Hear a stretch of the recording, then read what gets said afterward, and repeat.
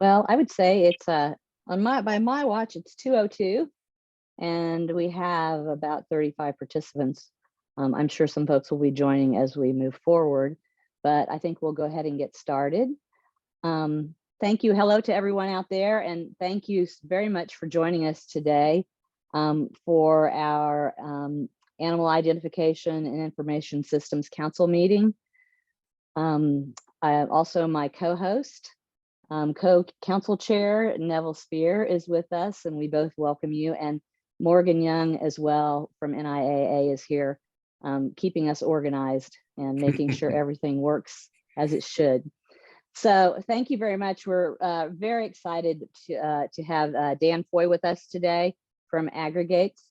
And I'm going to let him introduce himself, but given the fact that more and more data, more and more farms are using more data and also gathering more data and storing data, of course, we thought it would be quite valuable to our attendees to let Dan talk to us about data value and protection in food animal agriculture.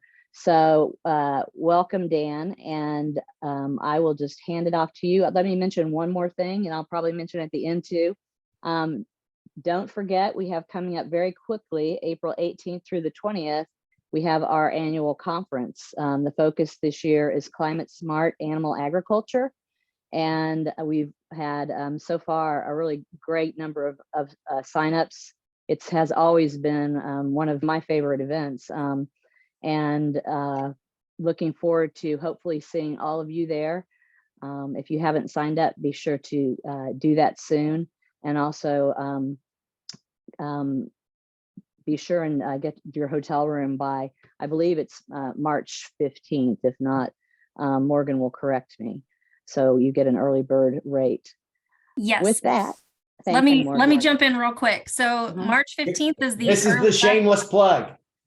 This is our shameless plug. This is the shameless part. Love it. March 15th is the early bird. March 29th is the last day for the room block. But all of those links can be found on our website, so you can get there using those. Thank you, Morgan. You're welcome. Fantastic. With that, we've actually had some more folks join us, and I am pleased to hand this off to Daniel Foy, our presenter today. Thank you, Linda. Thank you, Morgan, and thank you, Neville, for setting me up today and getting me into the council meeting. Before I do my introduction, I just wanted to give some context to the talk. This is kind of combined from both pieces that we've written here at Aggregates on our blog. One of them particularly that hit JJ's attention was where does your data go in livestock agriculture? And I'm looking forward to kind of diving into that a bit more throughout this next half an hour or so. So what is Aggregates and who am I?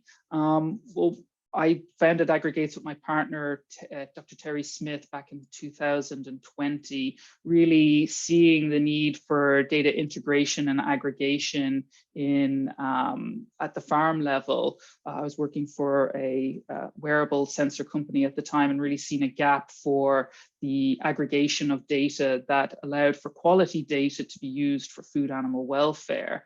And ultimately through that, we've become the promoters of farmers own their data pre and post algorithmic processing. And we really kind of enshrine that into the product and platform we put out there in the market. So we'll talk about more of this data ownership throughout the presentation. Who am I? Well, I'm Daniel Foy. As I said, I'm the co-founder and CEO of Aggregates. I've come from a scientific background. I'm an applied pharmacologist from a human dietetics, nutrition and biological science department, but I've always worked in startups in the food industry and agri-tech space. And food animal agriculture has really become my home over the last 5 or 6 years. And I've become a committee member of the Dairy Cattle Welfare Council and helping them with membership, but also the Precision Livestock Farming Commission. I'm an elected officer there for the European Federation of Animal Science and a member here at NIAA. So when we think about data value, I kind of go back to my roots in terms of what's happening in the human space. And as we know, that's a very topical point. And we create a huge amount of data every single day, about 1.7 megabytes per person per second every day, which is culminating into an immense value in the human realms, which our European counterparts are putting about $1 trillion value on that data. But things also have a value. And when we look at our farms or at the farm level, we have many things creating lots of data. So the value of that is estimated to be about 1.9 trillion over the next 5 years. And when we think about where our value, and I'm going to use the dairy sector where I'm more familiar with, but please add in your relevant industry values here, because it will make sense as we keep talking along. But that 1 trillion dairy value by 2030 in the US is really going to come about from better data culture and the use of AI, where we can have 2 times the success rate with a data culture and a 3 times the success rate from AI investments using that type of data culture strategy. But that's really pinned on quality data, and quality data is becoming more of the imperative over big data. And the more quality, the more useful it is, the more we can use it for our decision support or tangible asset values that we want at the farm. But with that, value becomes a security threat. And with food security, we recently wrote a piece called Farmers Own Their Data, and we described data as a mineral resource comparison, where the higher the value the mineral, the higher the value it will be, or sought after, the higher the value it will be. That is the same with data. So we have this need with food security is also now data security, and that begins back at the farm level. We can see that internet shutdowns have cost about 24 billion in 2022. We've got our own experiences within the food supply chain on examples that we can use within that cost and effect, and that may become more of a risk going forward as food is a critical component, and we've seen that through COVID when supply chains were challenged. But not just access to data, but the data that's there, even if it is anonymized, 99.98% of Americans can be re-identified from only 15 demographic attributes. So that's really 15 data points, and that's most likely the same for our farms, even if the data is anonymized. And understanding those different attributes, whether it be people, profit, practices, location, etc., are valuable data to certain people. So what that allows us to know is that we were really under the same threats within food animal agriculture as all other sectors. And that was reported in a Department of Homeland Security report in 2018. And the types of threats, cyber threats that we will experience will be hacktivism, people who want to disrupt food animal supply chain, foreign adversaries who may want to have a competitive edge over what we're doing and understand what is happening at the farm level, even within the supply chain, terror attacks, ransomware for a monetary gain. And when we think about how this is transpiring in terms of our government level, we have, I recently sat in a 5-hour talk on the Federal Trade Commission, and hearing at this forum so many other sectors talk about the problems and issues that they have with data security. These are the same issues that we have, but in that whole 5 hours, food or food animal agriculture was mentioned 0 times. This was the same for a recent report by the DoD just out in January, securing defense critical supply chains. Again, really no mention of food or food animal supply chains, but it does identify that small businesses are the backbone of innovation. And we know in dairy agriculture, we have a multiplier effect and within our economics, and that creates many more jobs and much more innovation. So we're a critical part to that backbone going forward. So we need to build in that resilience. Just last week, we had the Biden-Harris administration announce a national cybersecurity strategy, which needs to be defensible, resilient, and value aligned. And not to plug this committee, but these are values and points that we can align into this committee and potentially begin to work together as a sector to come up with solutions and products at the farm level that are going to create cybersecurity and security for their data. This needs to be made aware into trade frameworks, but in terms of the transatlantic data privacy framework, it's food, animal, agricultural data. Even agricultural data is not mentioned in that document. But with the data that's produced from farms, and we'll show this in a couple of other slides, where is data going? That's part of these agreements we're going to have to understand, both from the product sense, but equally from the farm data. Where is it going in these frameworks?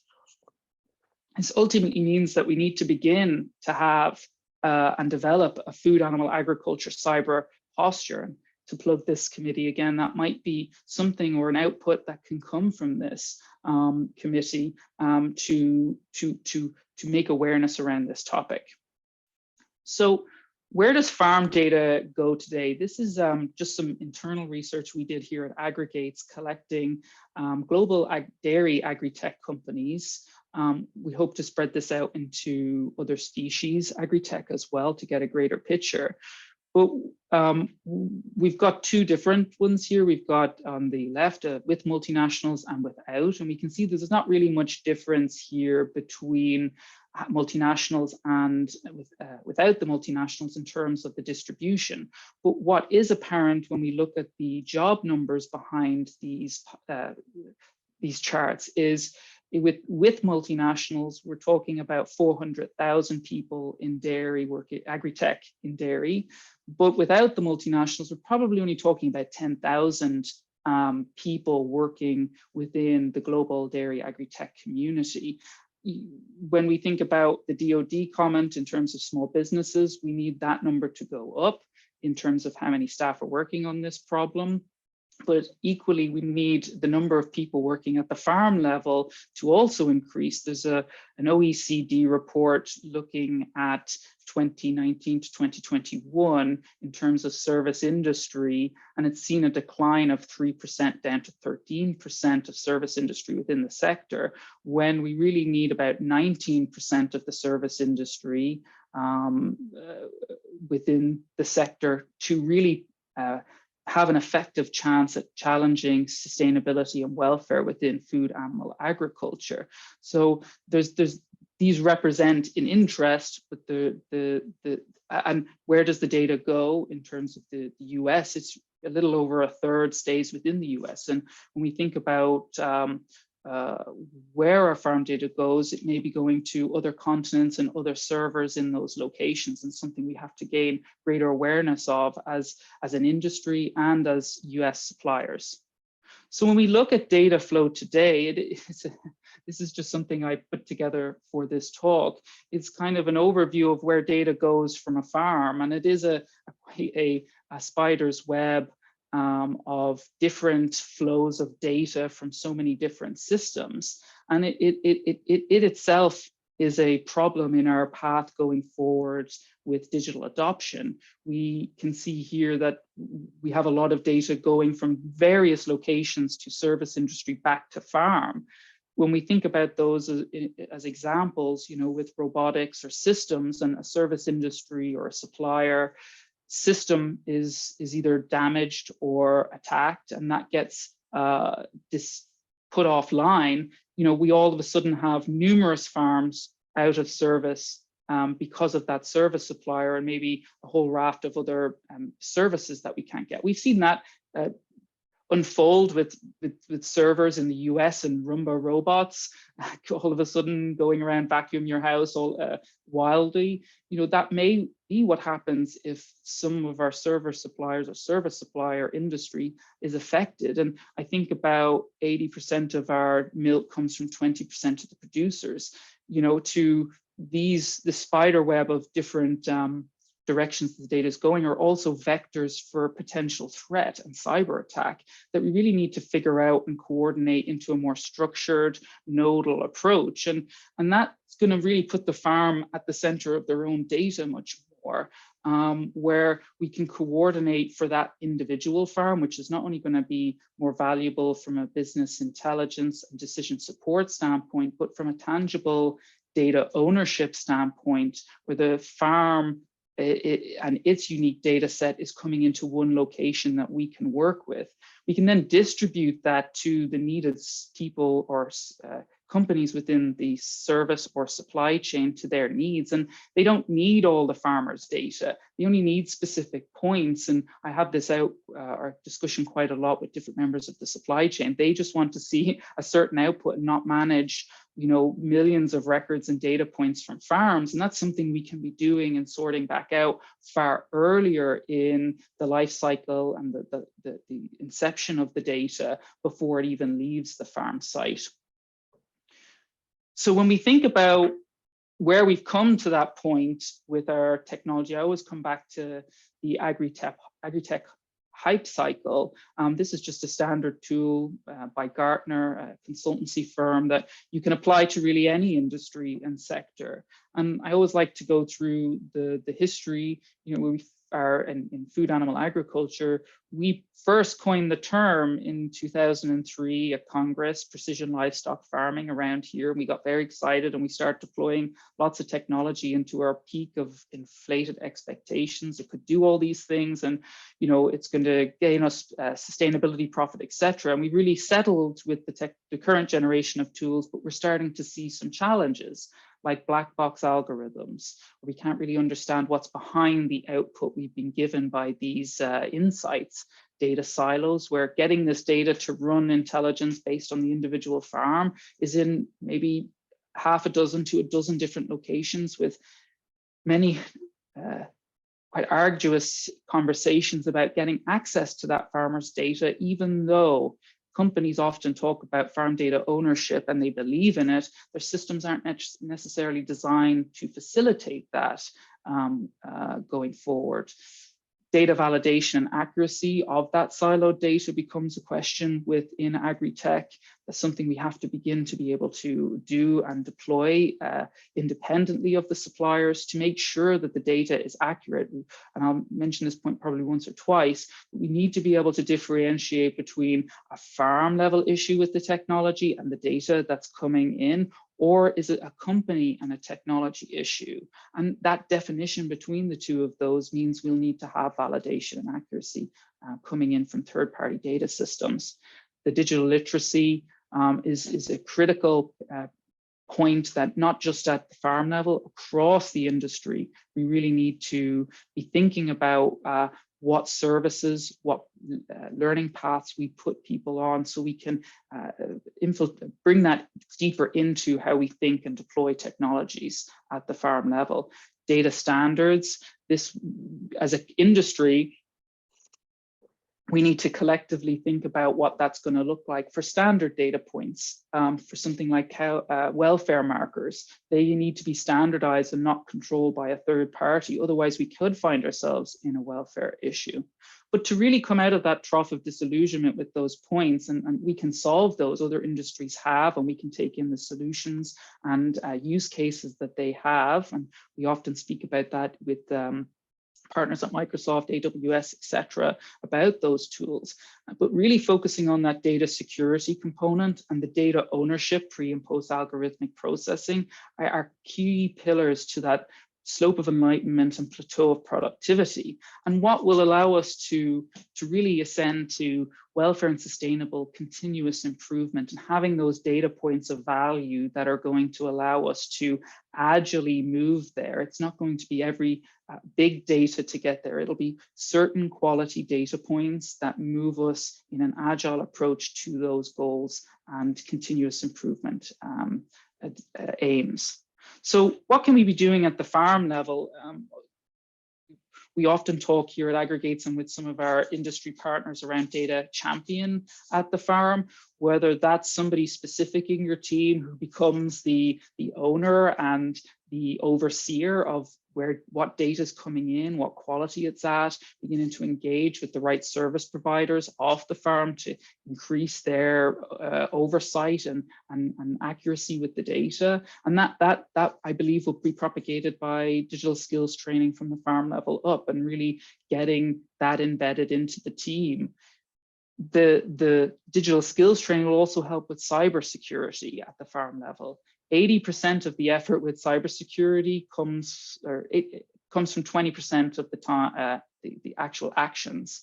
And that means that things and jobs like changing your password, managing emails, getting rid of certain bugs and caches that are there on your system and being able to manage those are just some of the simple tips we can do before we bring in experts at the farm that are going to be quite costly for that remaining 20%, which is quite specific in terms of cybersecurity.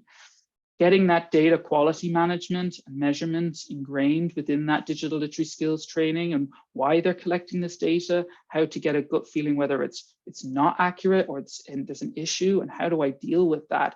That's going to help not just the farm, but people and all the way up to the consumer in the future. That system of aggregating the data at the farm level in a farm data ecosystem independent of third parties also is immensely important for the value and return and ROI at the farm level. So we can be sure and measure against that specific farm what data they have of value and is going to bring additional value to them. Looking at data ownership at the farm level, that it starts looking at agreements and beginning to make sure that it's not in the T's and C's section, and building a strategy around, well, what systems do I have today that don't facilitate data ownership, and how do I get to a point where I'm going to have a system that's going to allow me to have my data coming into my data ecosystem and be able to assess it independently of who's supplying it, so I can hold them accountable and understand what value I'm getting from the system. Off farm, we really need to begin these data standards. Have this conversation a lot with many academics and industry members around how we coordinate around standard data and a community around that. That's really going to help break down some of these silos which we're entrenched in right now with farm level data. And equally compounded by these black box algorithms, and an understanding of them. We'll always have certain ones that are there for IP reasons, but critical areas like welfare or sustainability, we really need to understand what's allowing us to understand the data behind those algorithms will be important. And as I said, open source practices and communities, and not to plug this council again, but maybe that can be a starting point for an initiative to look at open source algorithms and standards that can be applied to us in food animal agriculture. I really think we need to develop a cyber response and resilience, whether that be a committee or a task force. If something should happen, how do we deal with that? And that's one of the greatest deterrents of within cyber threats, is having an action plan in place that we can respond as fast as we can and not catch ourselves in the middle of an issue that we can't manage, and it's going to take us double the amount of time to try to figure out, and that could be debilitating or create welfare issues or incidences that really are unpleasant. Again, that data quality measurement tools and validation, they will be more, I assume, at the academic level, where we're looking at maybe validating as a veterinarian the data that's coming in from a facility, and those tools don't really exist yet. And not to say that all the literacy is on the arms of the shoulders, or the shoulders of the the farmers. The service industry and supply chain really need to up their digital literacy training at the farm. With an off farm, I see a lot of people in the sector who aren't advancing in that area, and that's a huge potential jobs area for us going forward if we get the appropriate people in place. And I'm just reiterating a point in terms of the opportunities, but the jobs component, cybersecurity at the farm level, in the service industry, at the academic level, in the business side, we have many, maybe tens of thousands of jobs within food animal agriculture just in the US to still discover, develop, put in place to fulfill where we need to get to with our objectives within food animal agriculture. We're very much scratching the surface. And when we look from an investment standpoint, that really does come through. If we can get the right strategy in place with farms, farm level data, and I believe that's the farm data ownership component, I think there's a multiplier effect within digital technology that hasn't been exploited yet. We already know that there's a multiplier effect within an industry like dairy, yet there's another one within dairy, which is technology, that we really have not exploited or understood at this point.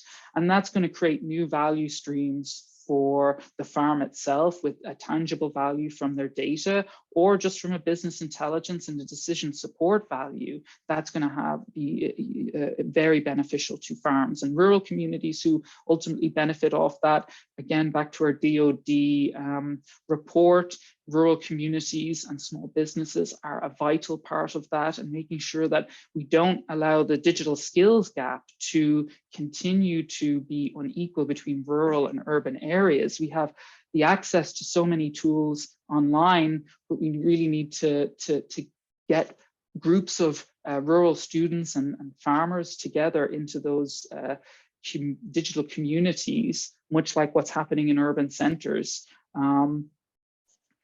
We have a duty to prove that we are doing everything in terms of welfare and sustainability within food animal agriculture, and the consumers demanding that today within the sector we're working for. And I think this data back at the farm level, if we can get quality information there and use that to inform our consumers and tell them the story that we have with their high value protein and nutrient products that come from food animal agriculture, I believe that people will understand and get the information that they need to make the right choices to do with their diet day to day. So the takeaways from my talk today are really: farmers own their data, pre and post algorithmic processing. If we can get that in place, there's an immense value there for producers, really what they can harvest and use and leverage going forward. That is predicated on quality data, which is critical to that value. But a farm data infrastructure is needed. These disparate systems taking data to the cloud in many different formats, that I predict and see that changing in the future. It's not a linear deployment that I see with that technology and the first generation tools. Again, with this valuable data, food security is data security. So we have to build in that resilience to our systems should something happen in the future. And I look at a lot of the information that's there today, and I'm not given confidence by it yet that we are in a secure position with our food animal agriculture supply chain and data. All levels of food animal agriculture need digital skills training. I'm an advocate for a group called Launch Code, which is based in Kansas City. They've trained for free, as they are a charity, a 401c3 nonprofit. They have trained over 3,000 individuals throughout those states with beginner digital skills training for up to 6 months. And over 1,500 of them have ended up in employment in major companies throughout the US. And I think we need to start facilitating something similar for our producers and service industry to get their basic skills, whether that just be from emails and managing your desktop through to handling some of the light software tools that we're using and are going to become a norm into the future.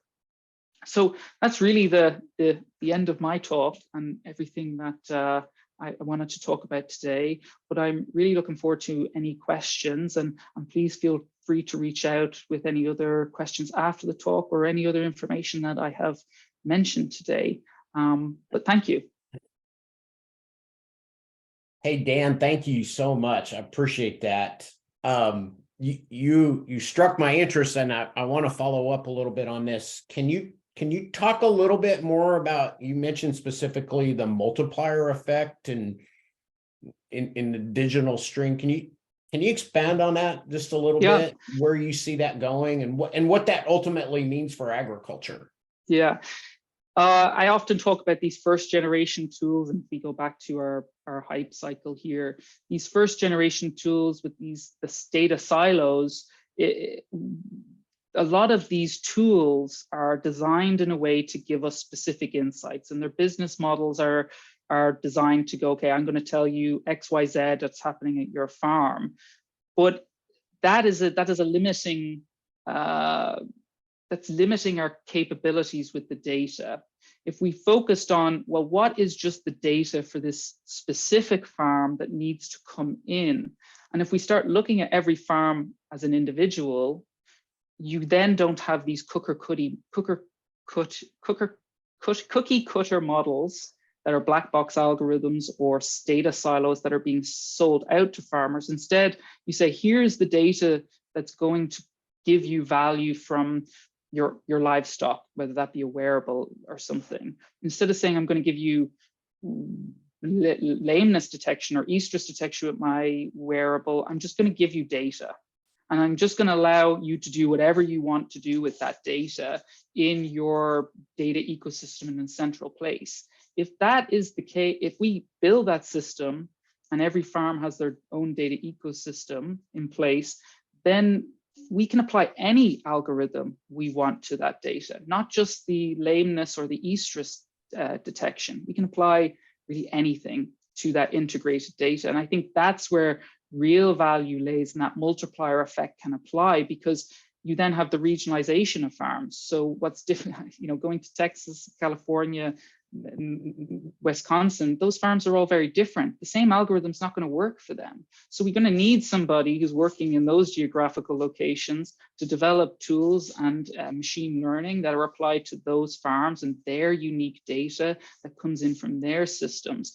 And that's an approach we haven't taken to our agri-tech deployment today. It's this cookie cutter, I'll give you one lameness detection and it's going to work on every single farm. That's not the case going forward. It will be a specific machine learning for that farm's lameness detection from standard data that every farm's gathering from their herds. And then we can apply any algorithm to it. Does that make sense? I think sometimes, sometimes in the beginning of adopting these technologies, that cookie cutter can be, the simplicity of it can sometimes be very comforting to folks who, have not had all the digital skills training. Yes. But at the same time, you really don't know what you're missing out on if you're only using the cookie cutter type algorithms. Definitely. And that we've went out in that first generation tools to solve those exact problems, Linda, the ones that are in front of us. But we've got more now that aren't in front of us. And I was just speaking to a colleague in Ireland yesterday about this, what we've coined the iceberg effect. So there's the top of the iceberg and what we see, and then there's the bottom of the iceberg and what we don't see. And we really just went after that top part, but we've really got to understand the bottom of that iceberg. But the two work in tandem. We can use the top to educate the bottom of what we're doing and keep exposing more of those components at the top of the iceberg that are going to bring value to us, that is tangible and visual, if that makes sense. Yeah, Dan, I think it's a great point in I think we tend to be very guilty in agriculture, especially in animal agriculture, sort of painting every operation with a broad brush. Yep. Thus bringing kind of generic technology solutions, but yet, especially as entities get larger, they become very unique businesses and entities and have very unique needs.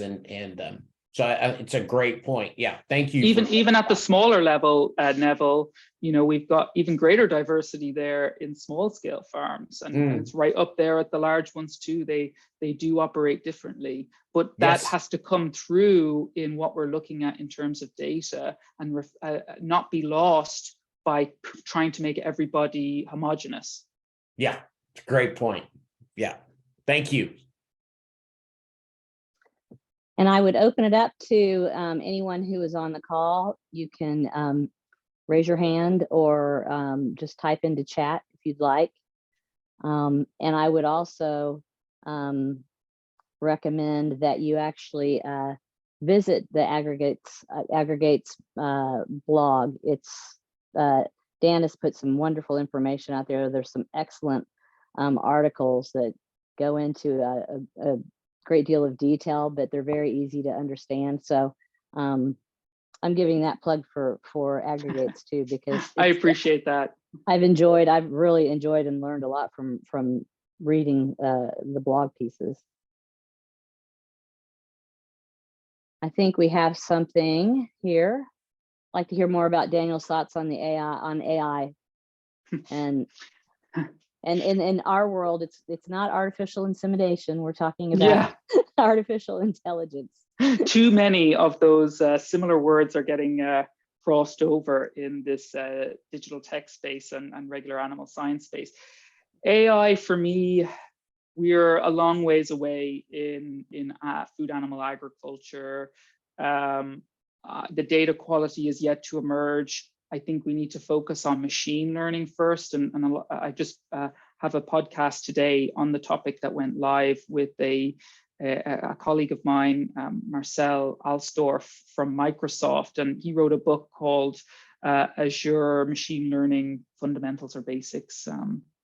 You'll find it on the website, that podcast, but it talks about machine learning first before we get to AI. We've got, even before machine learning, we can use very simple things once we have the data quality and aggregated before we need to deploy AI. AI should be for the really difficult things that humans and machine learning can't do, but that's somewhere we'll get to over time. And I think what I'm talking about in terms of data infrastructure, literacy, data quality, security are the foundations to getting to that point. But it's the cart before the horse at the moment on that topic.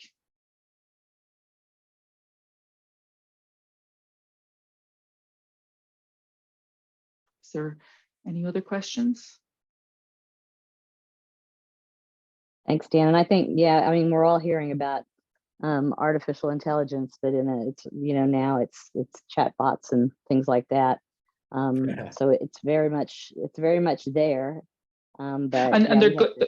The one thing that's I'm always told, and this is the data quality part that's imperative, is AI will always tell you a lie before it will tell you it's wrong. That's a common thing I hear in the conversations I have about it.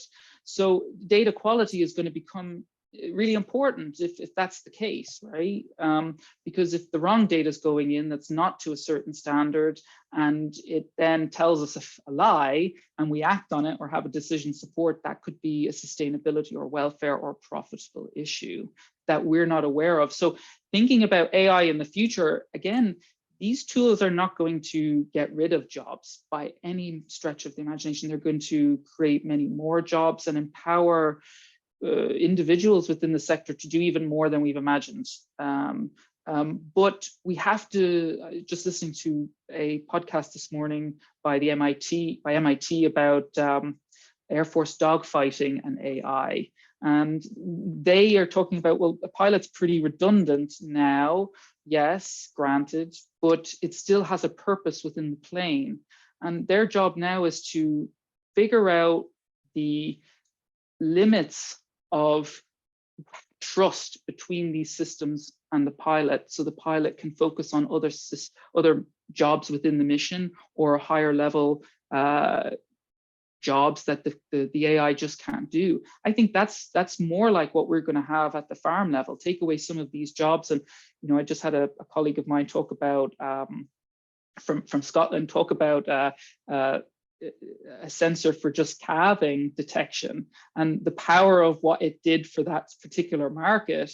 In a block calving system in Ireland, where you have to get up at all hours in the morning for about 4 weeks straight to calve every single cow you have, every farmer from February to April becomes a real grouch.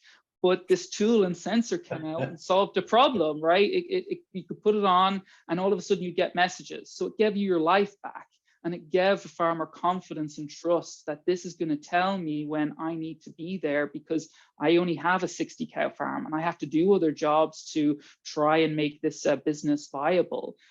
So it's figuring out those things that allow him or her to do more and empower them to facilitate their business in new ways and new revenue streams by deploying in a strategic, agile, and thought-out way the approach they want to have around business intelligence and their data.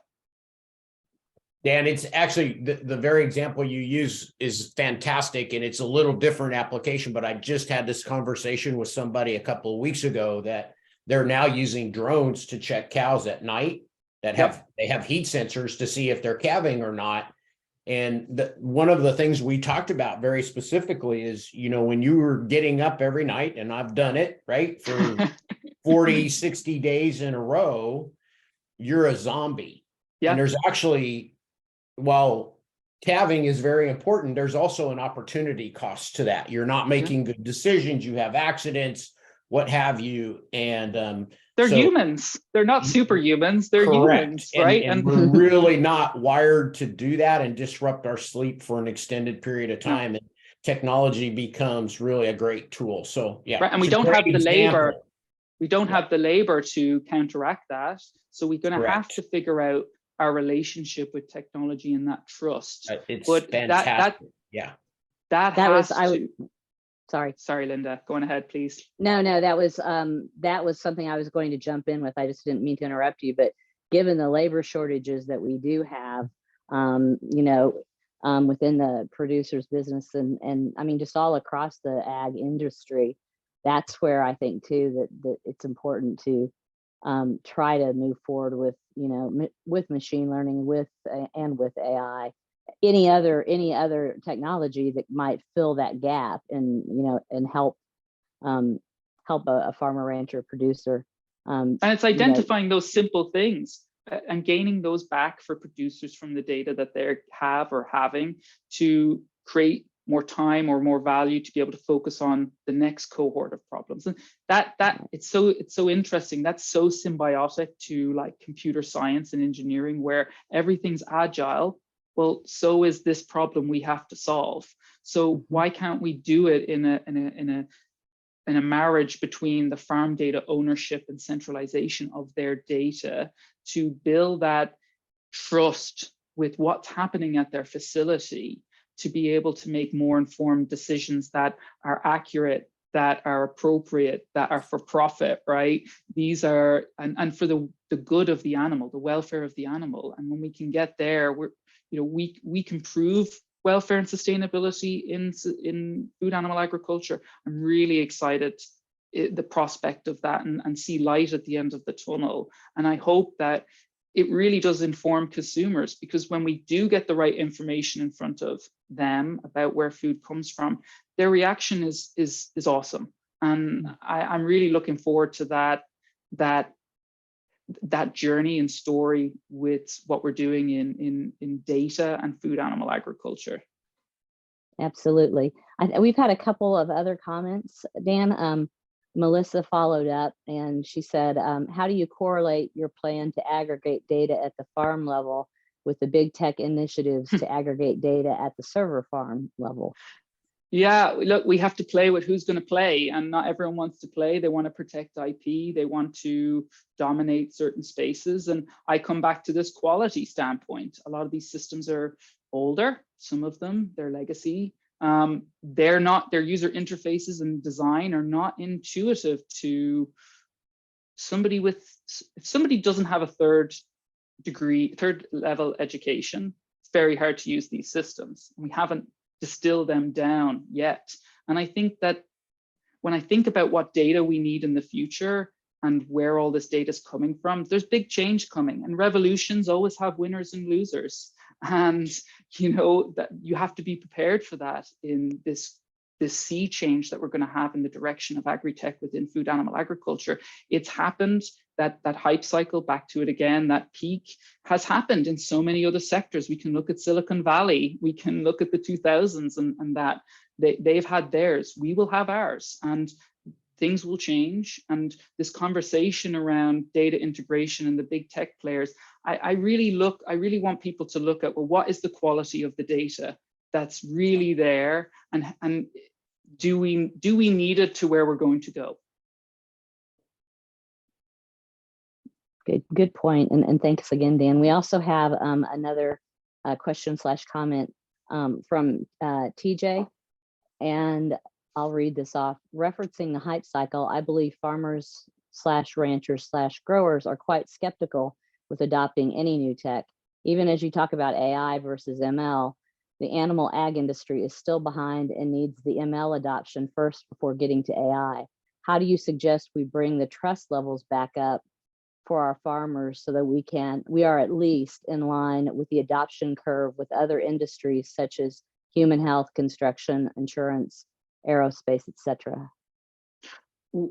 That champion on farm, that person has to emerge, whether it's at your farm or it's somebody who's in your area who's going to help and guide you with your data, understanding your data quality, your data flow, what you have, what you don't have, and getting that in order. So this issue where distrust from the farmers to the current agri-tech is they have a right to be. They have been mismarketed and oversold with this stuff's going to do magic and milk your cows and do everything that it needs to do. And there's a little more work to it. It's been oversold. And I think we have to reflect on that, and we have to try and use what's there today, bring that information together, glean value out of it, and then start building a process of what that's going to look like going forward. And that will include what you mentioned around machine learning before we get to AI.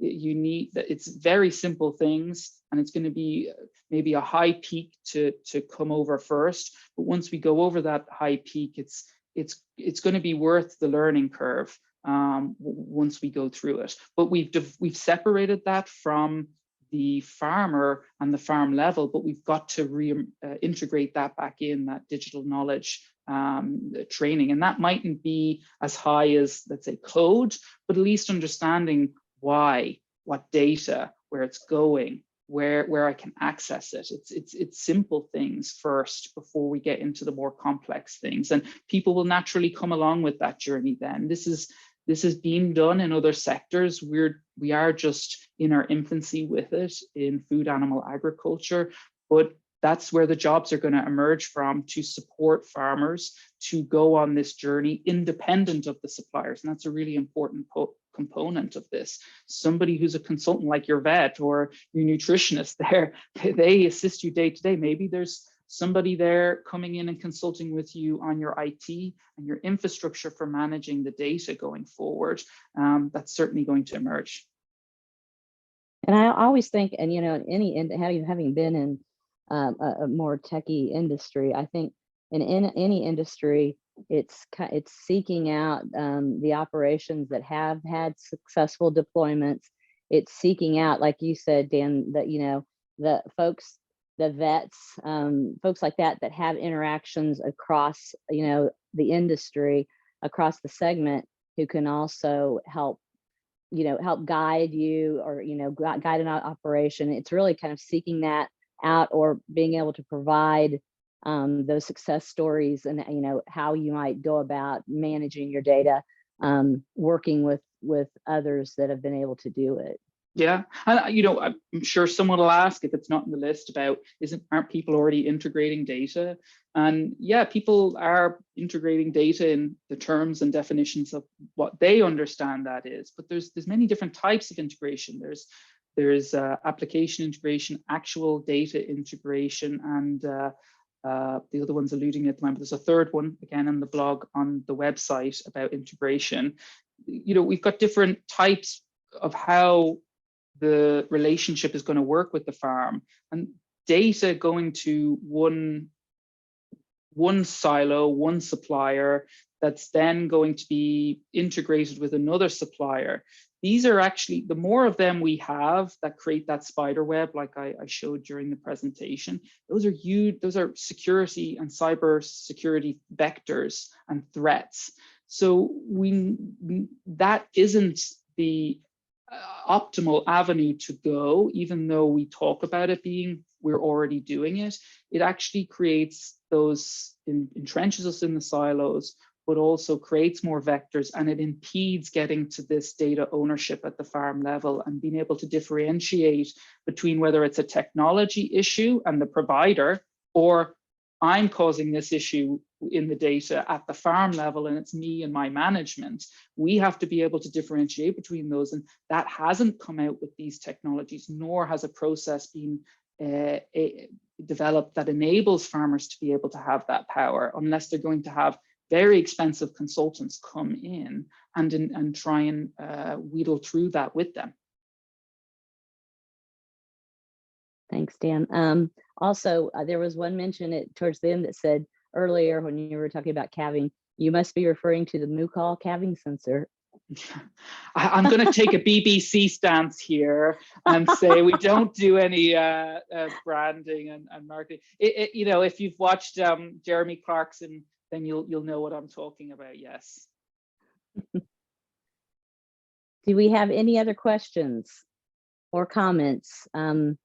Also, if you think of something after the fact, you can reach out to NIAA. You can reach out directly to Dan.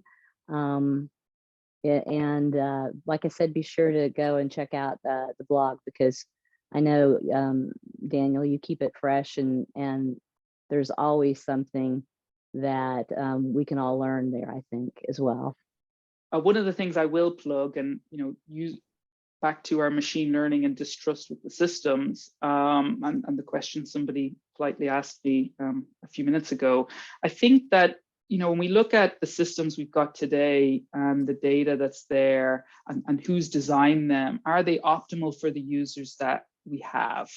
And that's a continuous question I have come up to in my mind about, are these systems optimal to those end users? And I think about, Neville said at the start, I really loved your point that you say you're a deep dyslexic thinker, and I talk about that quite actively as a dyslexic individual, because my neural diversity makes me think in a completely different way, and hence my stuttering sometimes too. But 1 in 5 farmers are dyslexic.